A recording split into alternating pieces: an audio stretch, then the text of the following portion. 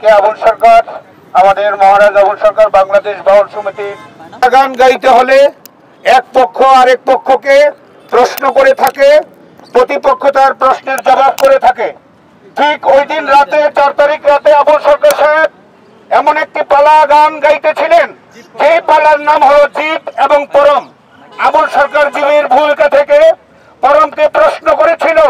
সেই প্রশ্নটাকে উদ্দেশ্য করে কিছু মৌলবাদ তারা আজকে আবুল সরকারকে বিনা কারণে বিনা অপরাধে তাকে জেলখানায় হাজতে পাঠিয়েছেন। আমরা মামলা ছাড়া তাকে হাজতে পাঠিয়েছেন। বাংলাদেশ জাতীয় বাউল সমিতির পক্ষ থেকে আমরা সকল বাউলদের পক্ষ থেকে তীব্র নিন্দা এবং প্রতিবাদ জানাচ্ছি।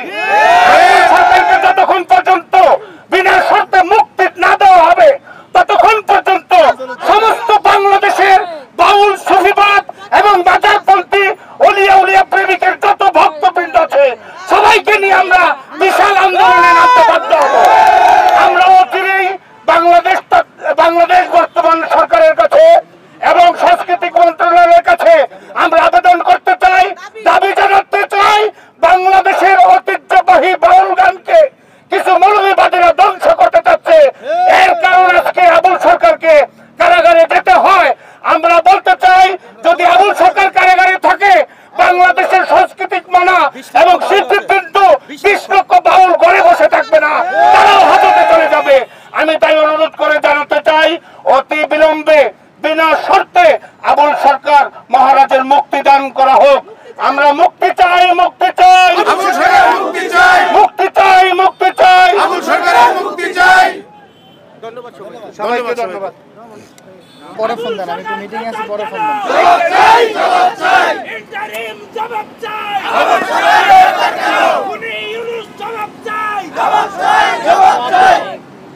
সংগ্রামী বন্ধুগণ এবং ভক্ত আশিকানবৃন্দ, এই পর্যায়ে যে 5ই আগস্টের পরে আমরা যে বৈষম্যহীন একটা সমাজের কথা চিন্তা করেছিলাম, যে একটা ইনক্লুসিভ সমাজের কথা চিন্তা করেছিলাম, সেটাই বোধহয় আমরা পাবো।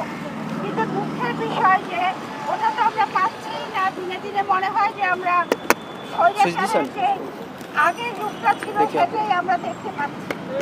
এই সমাজে যারা বাউল আছেন, যারা সাধু সন্ন্যাসী আছেন, তারা আমার দৃষ্টিতে সবচাইতে নিরীহ মানুষ। এবং যারা আমরা পালা গান বা আমরা যারা কবি গান এগুলো দেখি, আমরা জানি এগুলোর বাহাসগুলোর কথা, এগুলোর মূল্যটা কি, এগুলো আমাদের সংস্কৃতির অঙ্গ।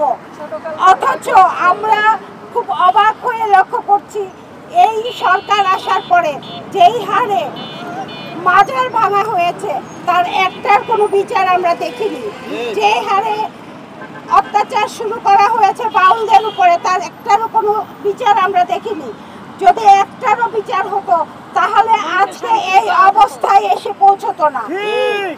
আমি আবুল সরকারের ওই